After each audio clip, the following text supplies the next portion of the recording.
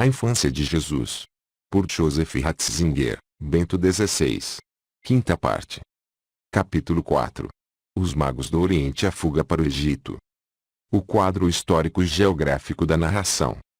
Será difícil encontrar outra narração bíblica que tenha estimulado tanto a imaginação, a pesquisa e a reflexão como a narrativa dos magos vindos do Oriente, uma narrativa que o evangelista Mateus coloca imediatamente depois da notícia do nascimento de Jesus. Tendo Jesus nascido em Belém da Judéia, no tempo do rei Herodes, eis que vieram magos, astrólogos, do Oriente a Jerusalém, perguntando: onde está o rei dos judeus recém-nascido? Com efeito, vimos a sua estrela no Oriente e viemos homenageá-lo. Mateus 2:1-2. A primeira coisa que aqui se nos depara é a determinação clara do quadro histórico com a menção do rei Herodes e do lugar de nascimento, Belém. Indicam-se uma pessoa histórica e um lugar geograficamente determinado. Entretanto, em ambas as referências, são dados também elementos de interpretação. No seu livro de Imatashim e Nashtsgeschichten, as narrativas de Natal segundo Mateus, Rodolphe Peixe pôs fortemente em destaque o significado teológico da figura de Herodes, como no Evangelho de Natal, Lucas 2:1-21, se menciona no início o imperador romano Augusto. Assim a narrativa de Mateus 2 começa de forma semelhante com a menção do rei dos judeus, Herodes. Se lá o imperador, com a sua pretensão relativa à pacificação do mundo, estava nos antípodes do menino recém-nascido, aqui está o rei, que reina graças ao imperador e o faz com a pretensão quase messiânica de ser, pelo menos para o reino judeu, o Redentor. Páginas 23-24. Belém é o lugar de nascimento do rei Davi. No decorrer da narração, o significado teológico daquele lugar será posto em evidência ainda mais diretamente através da resposta que os escribas darão à pergunta de Herodes sobre o lugar onde deveria nascer o Messias. Também o fato de ter sido determinada mais precisamente a posição geográfica de Belém, com o aposto de Judá, poderia encerrar uma intenção teológica. Na sua bênção, o patriarca Jacó diz profeticamente a seu filho Judá: o cetro não se afastará de Judá, nem o bastão de chefe de entre os seus pés, até que o tributo lhe seja trazido e lhe obedeçam os povos. Gênesis 49:10. Numa narração que trata da chegada do Davi definitivo, do recém-nascido rei dos judeus que salvará todos os povos, é possível no horizonte de fundo perceber, de certo modo, essa profecia. Juntamente com a bênção de Jacó, é preciso ler também uma palavra atribuída na Bíblia ao profeta pagão Balaão. Trata-se de uma figura histórica, para o qual existe uma confirmação fora da Bíblia. Em 1967, na Transjordânia, foi descoberta uma inscrição onde aparece Balaão, filho de Beor, como vidente de divindades primitivas, um vidente a quem se atribuem vaticínios de fortuna e de desgraça. Hans Peter Müller, artigo Ibelião, Lexicon Theologiam de Kirche, segundo, 457. A Bíblia apresenta-o como adivinho a serviço do rei de Moabe, que lhe pede uma maldição contra Israel. Balaão pretende fazê-lo, mas se vê impedido pelo próprio Deus, de modo que, em vez de uma maldição, o profeta anuncia uma bênção para Israel. Apesar disso, na tradição bíblica, é depreciado como instigador à idolatria e tem uma morte vista como punição. Números 31:8, Josué 13:22. Por isso, ainda mais importante é a promessa de salvação atribuída a ele, não hebreu e servo de outros deuses, uma promessa que, evidentemente, era conhecida também fora de Israel. Eu vejo, mas não agora, eu contemplo, mas não de perto, um mastro procedente de Jacó se torna chefe, um cetro se levanta, procedente de Israel. Números 24:17. Mateus, que gosta de apresentar acontecimentos da vida e da atividade de Jesus como realização de palavras do Antigo Testamento, estranhamente não cita esse texto, que tem um papel importante na história da interpretação da passagem dos magos do Oriente. É certo que a estrela, de que fala Balaão, não é um mastro, o próprio rei que deve vir aqui é a estrela que brilha sobre o mundo e determina o seu destino. No entanto, a ligação entre estrela e realizar poderia ter gerado a ideia de uma estrela, que seria a estrela desse rei e faria referência a ele. Desse modo, certamente pode-se supor que essa profecia não judia, pagã, circulasse de alguma forma fora do judaísmo e fosse objeto de reflexão para as pessoas em um caminho de busca. Devemos ainda voltar à questão de como seria possível haver pessoas fora de Israel que vissem precisamente no rei dos judeus o portador de uma salvação que lhes dizia respeito. Quem eram os magos? Mas, primeiro, é preciso colocar a seguinte questão: que gênero de homens eram aqueles que Mateus designa como magos vindos do Oriente? O termo magos magoe tem, nas respectivas fontes, uma gama de significados notável, que vai de um sentido muito positivo a um sentido muito negativo. O primeiro dos 4 significados principais entende, com o termo magos, membros da casta sacerdotal persa. Na cultura helenística, eram considerados cultivadores de uma religião autêntica, mas, ao mesmo tempo, as suas ideias religiosas eram consideradas fortemente influenciadas pelo pensamento filosófico, a ponto de os filósofos gregos serem muitas vezes apresentados como seus seguidores. Deling, THWNT, 4, 360. Talvez haja, nessa opinião, algum fundo de verdade não bem definível. O próprio Aristóteles falou do trabalho filosófico dos magos, e Bede. Os outros significados mencionados por Gerard Deling são detentor e profissional de um saber e de um poder sobrenatural, bem como feiticeiro, e, por fim, burlão e sedutor. Nos Atos dos Apóstolos, encontramos este último significado. Um mago, chamado Bar Jesus, é definido por Paulo como filho do diabo, inimigo de toda a justiça. Atos dos Apóstolos 13:10, e desse modo é repreendido. A ambivalência do termo mago, que constatamos aqui, realça a ambivalência da dimensão religiosa como tal. A religiosidade pode tornar-se caminho para um verdadeiro conhecimento, um caminho para Jesus Cristo. Mas, chegada à presença de Cristo, quando não se abre a ele e se vira contra o único Deus e Salvador, aquela se torna demoníaca e destruidora. Assim, no Novo Testamento, encontramos ambos os significados de mago. Na narrativa de São Mateus sobre os magos, a sabedoria religiosa e filosófica é claramente uma força que coloca os homens a caminho. É a sabedoria que leva em última instância a Cristo. Nos Atos dos Apóstolos, pelo contrário, vemos o outro tipo de mago. Este usa o próprio poder contra o mensageiro de Jesus Cristo, pondo-se assim do lado dos demônios, que aliás já foram vencidos por Jesus. Parece que aos magos referidos em Mateus 2 deve-se aplicar, pelo menos em sentido amplo, o primeiro dos 4 significados. Embora não pertencessem exatamente à classe sacerdotal persa, eram portadores de um conhecimento religioso e filosófico que se desenvolvera e achava-se ainda presente naqueles ambientes. Naturalmente, procurou-se chegar a classificações ainda mais precisas. O astrônomo vienense Conradin Ferrari Dokchepo mostrou que, na cidade de Babilônia, em época remota centro da astronomia científica, mas nos tempos de Jesus em estado de declínio, continuava a haver ainda um pequeno grupo de astrônomos já em vias de extinção. Tábuas de terracota, repletas de inscrições com cálculos astronômicos em caracteres cuneiformes, são prova segura disso mesmo. Der Stern von Bethlehem Astronomischer Sicht. Legende de Tatisashi. Página 27. A conjunção astral dos planetas Júpiter e Saturno no signo zodiacal dos Peixes, que teve lugar nos anos 7 a 6 a.C., considerada hoje a verdadeira data do nascimento de Jesus, poderia ter sido calculada pelos astrônomos babilônicos, tendo-lhes indicado a terra de Judá e um recém-nascido rei dos judeus. Mais à frente, voltaremos à questão da estrela. Por ora queremos dedicar-nos à questão sobre que gênero de homem seria aquele que se pôs a caminho ao encontro do rei. Talvez fossem astrônomos, mas nem a todos os astrônomos que eram capazes de calcular a conjunção dos planetas e observaram veio o pensamento de um rei em Judá que era importante também para eles. Para que a estrela pudesse tornar-se uma mensagem, deveria ter circulado um vaticínio do tipo da mensagem de Balaão.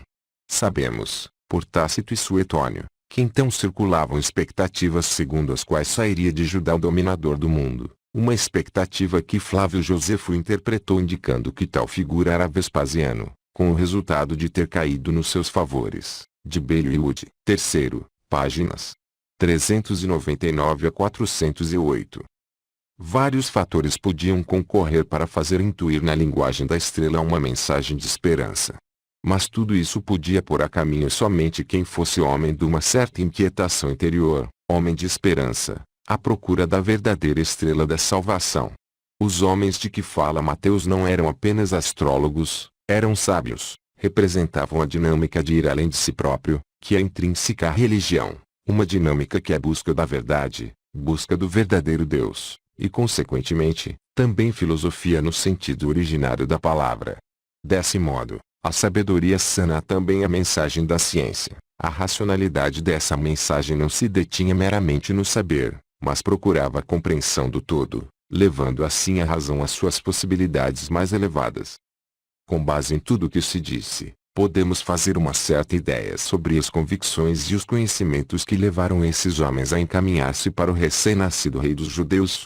Podemos, com razão, afirmar que representam o caminho das religiões para Cristo, bem como a autossuperação da ciência rumo a ele. De certo modo encontram-se na esteira de Abraão, que parte após ser chamado por Deus. Por outro lado, encontram-se na esteira de Sócrates e do seu questionamento, para além da religião oficial, sobre a verdade maior. Nesse sentido, esses homens são antecessores, precursores, indagadores que desafiam todos os tempos, assim como a tradição da Igreja. Leu, com toda a naturalidade, a narrativa de Natal tendo por horizonte de fundo Isaías 1:3, e desse modo, o boi e o jumento chegaram ao presépio. Assim também leu a narrativa dos magos à luz dos Salmos 72:10 e de Isaías 60, e assim os sábios vindos do Oriente tornaram-se reis, e com eles, entraram no presépio os camelos e os dromedários. Se a promessa contida nesses textos estende a proveniência destes homens até o extremo ocidente, Tarsis igual Tartessos, na Espanha, a tradição encarregou-se de desenvolver ainda mais a universalidade dos reinos desses soberanos, interpretando-os como reis dos 3 continentes conhecidos de então, África, Ásia, Europa. Deles sempre faz parte o Rei Negro, não há distinção de raça nem de proveniência, no reino de Jesus Cristo. Nele e por ele, a humanidade une-se sem perder a riqueza da variedade. Mais tarde, foram relacionados com os 3 reis também as 3 idades da vida do homem, a juventude, a idade adulta e a velhice. Trata-se de mais uma ideia razoável, que mostra como as diversas formas da vida humana encontram o respectivo significado e a sua unidade interior na comunhão com Jesus. O pensamento decisivo que nos fica é este: os sábios do Oriente constituem um início, representam o encaminhar-se da humanidade para Cristo, inauguram uma procissão que percorre a história inteira. Não representam apenas as pessoas que encontraram o caminho até Cristo, mas também a expectativa interior do espírito humano, o movimento das religiões e da razão humana ao encontro de Cristo. A estrela. Devemos agora voltar à estrela que, segundo a narrativa de São Mateus, impeliu os magos a porem-se a caminho. Que tipo de estrela era? Existiu verdadeiramente? Abalizados os exegetas, como Rodolphe Peixe, são da opinião de que essa questão teria pouco sentido, tratar-se-ia de uma narrativa teológica, que não devíamos misturar com a astronomia. Na Igreja Antiga, São João Crisóstomo desenvolvera uma posição semelhante, que não se tratasse de uma estrela comum, antes, a meu ver, não era de fato uma estrela mas um poder invisível que adotara tal fisionomia, parece resultar, antes de mais nada, do caminho que ela fizera. De fato, não há uma única estrela que se mova naquela direção. Imet. Rom. 6, 2, páginas 57 a 64. Em grande parte da tradição da Igreja, aparece sublinhado o aspecto extraordinário da estrela. Inácio de Antioquia, aprox. Século I depois de Cristo, vê o Sol e a Lua girarem em volta da estrela, e, segundo um antigo hino para a Epifania do Breviário Romano, a estrela teria superado em beleza e brilho o Sol. Apesar disso, não se podia deixar de pôr a questão de que se tratou ou não de um fenômeno celeste passível de ser astronomicamente determinado e classificado. Seria errado rejeitar a priori tal questão invocando o caráter teológico da narrativa. Com o despontar da astronomia moderna, cultivada também por cristãos crentes, colocou-se de novo a questão acerca desse astro. Johannes Kepler, 1630, adiantou uma solução que é substancialmente reproposta também por astrônomos atuais. Kepler calculou que, na passagem entre os anos 7 e 6 a.C., considerado hoje, como se disse já, O ano provável do nascimento de Jesus, se verificou uma conjunção dos planetas Júpiter, Saturno e Marte.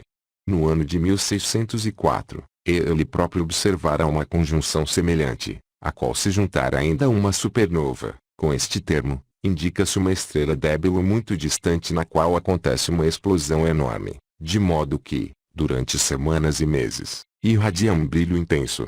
Kepler considerava a supernova uma nova estrela, e era de opinião que, a conjunção verificada na época de Jesus, também deveria estar associada a uma supernova. Desse modo tentou explicar, astronomicamente, o fenômeno da estrela muito brilhante de Belém. Um dado interessante, nesse contexto, pode ser o que o erudito Friedrich Zeller de Göttingen parece ter encontrado em tábuas cronológicas chinesas, ou seja, que no ano 4 a.C., aparecera e foi vista durante longo tempo uma estrela brilhante, Gnilka, das Matas Evangelium indicador ordinal masculino /1, página 44. O citado astrônomo Ferrari do Quichepo punha de lado a teoria da supernova. Segundo ele, para a explicação da estrela de Belém, era suficiente a conjunção de Júpiter e Saturno no signo zodiacal de Peixes, e pensava poder determinar com precisão a data de tal conjunção. A esse respeito, é importante o fato de o planeta Júpiter representar o principal deus babilônico, Marduk. Ferrari do Quichepo resumiu nestes termos: Júpiter, a estrela da mais alta divindade babilônica, aparecia no seu máximo esplendor no momento da sua aparição de noite ao lado de Saturno, o representante cósmico do povo dos judeus der Stern von Bethlehem, página 52. Deixemos de lado os detalhes. A partir desse encontro de planetas, diz Ferrari do Quichepo, os astrônomos babilônicos podiam deduzir um evento de importância universal, o nascimento no país de Judá de um soberano que havia de trazer a salvação. Que podemos dizer perante tudo isso? A grande conjunção de Júpiter e Saturno no signo zodiacal de Peixes nos anos 7 a 6 a.C., parece ser um fato confirmado. Podia orientar astrônomos do ambiente cultural babilônico persa para o país de Judá, para um rei dos judeus. Saber detalhadamente como esses homens chegaram à certeza que os fez partir e os levou, finalmente, a Jerusalém e a Belém, é uma questão que temos de deixar em aberto. A constelação estelar podia ser um impulso, um primeiro sinal para a partida exterior e interior, mas não teria conseguido falar a esses homens se eles não tivessem sido tocados também de outro modo, tocados interiormente pela esperança daquela estrela que devia surgir de Jacó. Números 24 e 17. Se os magos, que andavam à procura do rei dos judeus guiados pela estrela, representam o movimento dos povos para Cristo, isso significa implicitamente que o universo fala de Cristo, mas a sua linguagem não é totalmente decifrável para o homem nas suas condições reais. A linguagem da criação oferece variadas indicações, suscita no homem a intuição do Criador, além disso, suscita a expectativa, antes a esperança de que um dia este Deus se manifestará, e ao mesmo tempo suscita a consciência de que o homem pode e deve ir ao encontro dele. Mas o conhecimento que brota da criação e se concretiza nas religiões pode também perder a justa orientação, deixando de impelir o homem para se pôr em marcha para além de si próprio e induzindo antes a fixar-se em sistemas pelos quais julga possível enfrentar os poderes ocultos do mundo. Na nossa narração, aparecem ambas as possibilidades. A estrela conduz os magos, primeiro, só até Judéia. É plenamente normal que eles, à procura do recém-nascido rei dos judeus, fossem à cidade régia de Israel e entrassem no palácio do rei. Presumivelmente, deveria ter nascido lá o futuro rei. Mas eles, para encontrar definitivamente a estrada para o verdadeiro herdeiro de Davi, precisam ainda da indicação das sagradas escrituras de Israel, das palavras do Deus vivo. Os padres sublinharam ainda outro aspecto. Gregório Nazianzeno diz que, no próprio momento em que os magos se prostram diante de Jesus, teria chegado o fim da astrologia, porque a partir de então as estrelas teriam girado na órbita estabelecida por Cristo. Põe. Dogma, v. 55 a 64, página 37, 428 a 429. No mundo antigo, os corpos celestes eram considerados como forças divinas que decidiam o destino dos homens. Os planetas têm nomes de divindades. Segundo a opinião de outrora, aqueles dominavam de alguma forma o mundo, e o homem devia procurar pôr-se de acordo com tais forças. A fé no único Deus, testemunhada pela Bíblia, bem cedo realizou aqui uma desmistificação, quando a narrativa da criação, com magnífica simplicidade, designa o sol e a lua, as grandes divindades do mundo pagão, luzeiros que Deus mantém suspensos, juntamente com toda a série das estrelas, no firmamento celeste. Gênesis 1 e 16 a 17. Ao entrar no mundo pagão, a fé cristã devia enfrentar novamente a questão das divindades astrais. Por isso Paulo, nas cartas do cativeiro aos Efésios e aos Colossenses, insistiu fortemente no fato de que Cristo ressuscitado venceu todo principado e potestade do ar e domina o universo inteiro. Nessa linha, se situa também a narrativa da estrela dos magos. Não é a estrela que determina o destino do menino, mas o menino que guia a estrela. Caso se queira, poder-se-ia falar de uma espécie de guinada antropológica. O homem assumido por Deus, como aqui se mostra no Filho unigênito, é maior do que todos os poderes do mundo material e vale mais do que o universo inteiro. Parada intermediária em Jerusalém. É hora de voltar ao texto do Evangelho. Os magos chegam ao local que supunham ser o do vaticínio, o Palácio Real, em Jerusalém, e perguntam pelo recém-nascido rei dos judeus. Esta é uma expressão tipicamente não judaica, em ambiente judaico, ter-se dito o rei de Israel. Na verdade, a citada expressão pagã reaparece apenas no processo de Jesus e na inscrição da cruz, usada em ambos os casos por um pagão, Pilatos, Marcos 15:9, João 19:19 a 22.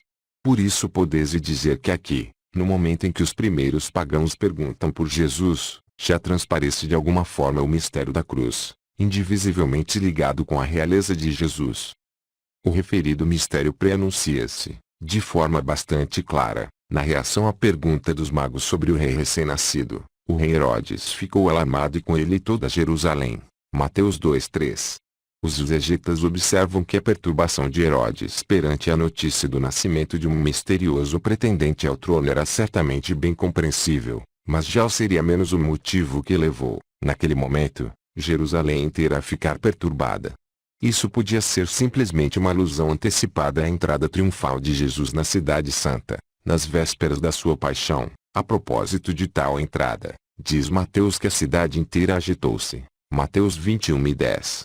Entretanto, desse modo, as duas cenas em que aparece a realeza de Jesus estão ligadas entre si também com o tema da paixão. Parece-me que a notícia da perturbação da cidade se pode explicar também com o que sucede no momento da visita dos magos, a fim de esclarecer a pergunta pelo pretendente ao trono, pergunta extremamente perigosa, aos olhos de Herodes. Ele convoca todos os chefes dos sacerdotes e escribas do povo. Mateus 2:4. Tal reunião e o seu motivo não podiam ficar secretos. O nascimento, suposto ou real, de um rei messiânico não podia trazer consigo senão contrariedades e infortúnios para os jerusalemitas. Conheciam bem Herodes. Aquilo que, na grande perspectiva da fé, é uma estrela de esperança, na perspectiva da vida cotidiana constitui, inicialmente, apenas causa de transtorno, motivo de preocupação e temor, é que Deus atrapalha a nossa comodidade diária. A realeza de Jesus e a sua paixão caminham juntas. Que resposta saiu de tão ilustre reunião para a pergunta acerca do lugar do nascimento de Jesus? Segundo sentenciou Mateus 2:6 com estas palavras tomadas do profeta Miqueias e do segundo livro de Samuel: E tu, Belém, terra de Judá, de modo algum és menor entre as principais cidades da Judéia, pois de ti sairá um chefe, Miqueias 5:1, que apacentará Israel, o meu povo, segundo Samuel 5:2. Ao citar as palavras em questão, Mateus introduziu duas alterações sutis. Enquanto a maior parte da tradição textual, nomeadamente a tradução grega dos 70, diz, tu és, a menor entre as principais cidades de Judá, Mateus escreve, de modo nenhum és a menor entre as principais cidades da Judéia. Embora de forma diferente, ambas as versões do texto dão a entender o paradoxo da ação de Deus, que atravessa todo o Antigo Testamento. O que é grande nasce daquilo que parece, segundo os critérios do mundo, pequeno e insignificante, enquanto aquilo que é grande aos olhos do mundo se desintegra e desaparece.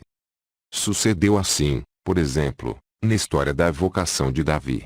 O mais novo dos filhos de Jessé, que naquele momento apacentava as ovelhas, foram-no chamar, para ser ungido rei. Não conta o aspecto nem a elevada estatura, mas o coração. 1 Samuel 16:7. Uma frase de Maria no Magnificat resume esse persistente paradoxo de Deus. Depois os poderosos de seus tronos e humildes exaltou. Lucas 1:52. A versão veterotestamentária do texto, onde Belém é qualificada como pequena entre as principais cidades de Judá, põe claramente em evidência essa maneira do agir divino. Quando Mateus, por sua vez, escreve de modo algum Esa menor entre as principais cidades da Judéia, só aparentemente é que eliminou esse paradoxo. A pequena cidade, considerada insignificante, torna-se agora reconhecível na sua verdadeira grandeza, dela sairá o verdadeiro pastor de Israel. Nessa versão do texto, aparecem simultaneamente a avaliação humana e a resposta de Deus. E, com o nascimento de Jesus na gruta fora da cidade, o paradoxo confirma-se ainda mais. Chegamos assim à segunda alteração, a palavra do profeta. Mateus acrescentou a afirmação, já mencionada, do segundo livro de Samuel, 2 Samuel 5:2, que lá se refere ao novo rei Davi e agora atinge o pleno cumprimento em Jesus.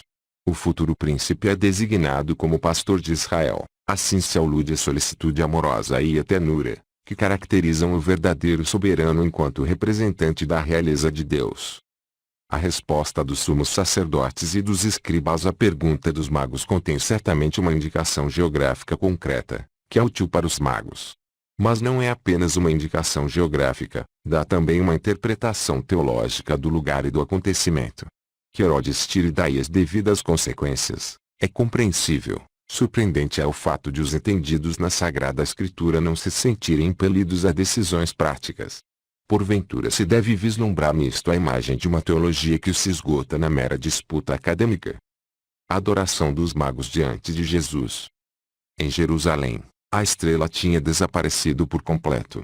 Depois do encontro dos magos com a palavra da Escritura, a estrela resplandece de novo para eles. A criação, interpretada pela Escritura, volta a falar ao homem. Para descrever a reação dos magos, Mateus lança a mão dos superlativos. Revendo a estrela, alegraram-se. Mateus 2:10. É a alegria do homem, que é atingida no coração pela luz de Deus e pode ver realizada sua esperança, alegria daquele que encontrou e que foi encontrado. Ao entrar na casa, viram um menino com Maria, sua mãe, e prostrando-se, adoraram-no. Mateus 2:11. Nessa frase, surpreende o fato de faltar São José, de cujo ponto de vista Mateus escreveu a narrativa da infância. Durante a adoração, encontramos junto de Jesus só Maria, sua mãe. Até agora não encontrei uma explicação plenamente convincente para isso.